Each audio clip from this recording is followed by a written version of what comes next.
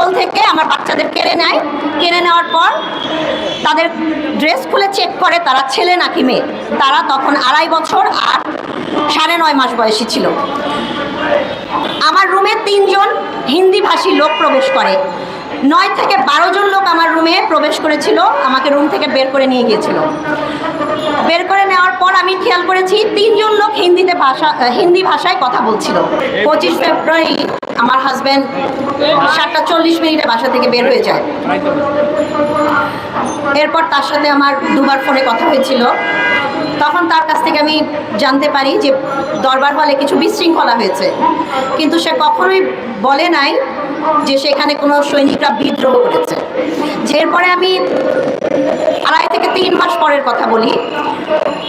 আমার সংসার ছিল 34 রাইফেল ব্যাটালিয়নে রংপুরে। সেখানে আমি মালপত্র গুছানোর জন্য গিয়েছিলাম।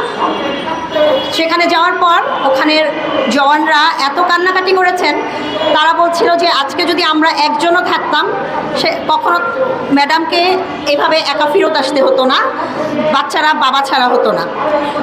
আমাদের মধ্যে যে সম্পর্কটা ছিল জওয়ানদের এবং অফিসারের, সেটা কখনো বিদ্রোহ দিয়ে শেষ হতে পারে না।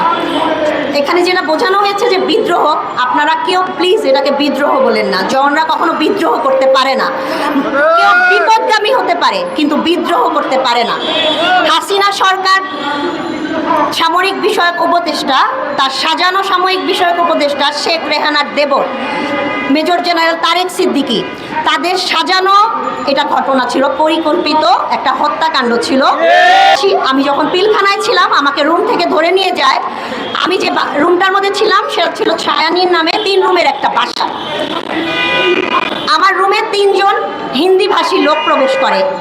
9 থেকে 12 জন লোক আমার রুমে প্রবেশ করেছিল, আমাকে রুম থেকে বের করে নিয়ে গিয়েছিল। বের করে নেওয়ার পর আমি খেয়াল করেছি 3 জন লোক হিন্দি ভাষায় কথা বলছিল।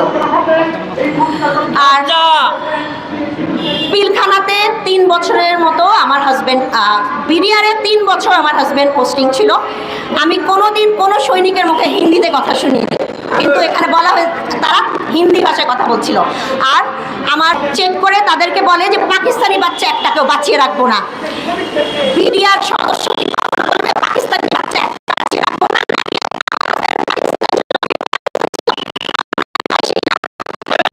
জন্ম নিয়েছি না, আমার বাবা মা, তানভীরের বাবা মা কি বাংলাদেশি না? তাহলে কেন বলা হয়েছিল যে পাকিস্তানি বাচ্চা বাঁচিয়ে রাখবো না? এই কথাগুলা কার সাজানো, কার কথা? এগুলা কি অন্য দেশ থেকে বলা না? যারা হিন্দি কথা বলছিল তারা কারা বলছিল? এই কথাগুলা আমি 3 মার্চ 2009 সালে তারেক সিদ্দিকীর মিসেস শাহিন সিদ্দিকীকে বলেছিলাম। ওনাকে বলার পর উনি তখন আমাকে বলেছে এই কথা কোনোভাবে কোনো মিডিয়া কোনো জায়গায় বলা যাবে না। আমি কখনোই থামিনি, আমি বলেছি, আমি মিডিয়াতে বলেছি, সেই কথাগুলো কখনো প্রকাশ করতে দেওয়া হয়নি। আমি আবুল কাহার আকন্দের কাছে স্টেটমেন্ট দিয়েছি, এই কথাগুলোর উপরে আমি কখনো সাইন করতে চেয়েছি, সাইনের কাগজগুলো জমা নেওয়া হয়নি। আমি আর্মি হেডকোয়ার্টারে জমা দিয়েছি, তখন মঈন আহমেদ ছিলেন, কিন্তু এই জিনিসগুলো তারা রাখেননি। আমাকে তারা পরিকল্পিতভাবে তৈরি করে দিয়েছে যে স্টেটমেন্ট, ওখানে সাইন করতে বলেছে, যেটাই হিন্দি ভাষা কথাটা লেখা ছিল।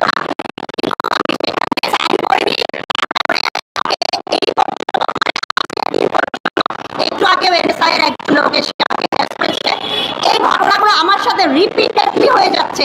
আমার যোগ্য সন্তানকে আইসিসবি থেকে বাদ করা হয়েছে এবং আমি কোনো কিছু নিয়ে, কোনো বাহিনীকে নিয়ে ছোট করে কথা বলতে চাচ্ছি না, কিন্তু অনেকের অযোগ্য সন্তান থাকছেন এবং যোগ্য সন্তানদের বাদ দেওয়া হচ্ছে। বরখাস্তকৃত লেফটেন্যান্ট জেনারেল মুজিবের সন্তান এবার অফিসার হয়ে বের হয়েছেন। সে যে খুনি একজনকে বরখাস্ত করা হয়েছে সে তো পালিয়ে গেছে, তার ছেলে কি এখন আর্মি অফিসার হইতে পারে? আমাদের এত কমিটমেন্ট দেওয়া হয়েছে, আমি সেগুলোতে আসবো না, কিন্তু আমার সন্তান ক্যাডেট কলেজ থেকে পাশ করার পর সে কি আইএসএসবি থেকে বাদ পড়ার মতো সন্তান হইতে পারে? তাকে প্রথম দিন অনেক অপমান করা হয়েছে, আমি সেখানে গেলাম না। আমি শুধু এতটুকু বলতে চাই, আমার সন্তানকে কেন বাদ করা হয়েছে? কারণ আমি হিন্দি ভাষা এখনো শুনতে পাই। আমি সেপ্টেম্বরে শুনেছি, আমি অক্টোবর মাসে শুনেছি। আমার সেনাপ্রধানের কাছে আসে নাই, 3টা দরখাস্ত করেছি। আমি কাছ থেকে আমি 5 নভেম্বর পর্যন্ত দেখা করতে চেয়েছি। এমএ ব্রিগেডিয়ার জেনারেল এহসান আছেন, উনি কোনোভাবে এটা দেখা করতে দিচ্ছেন না। আমার হাজবেন্ডের লাশ আজ পর্যন্ত আনআইডেন্টিফাইড।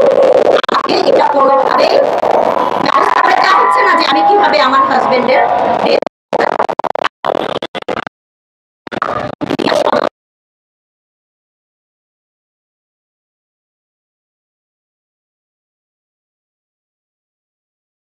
বিচার হবে না, তারা সুবিচার পাবে না। আমরা তো পাচ্ছি না, তারাও পাচ্ছে না। এই বিচার আমরা কার কাছে পাবো?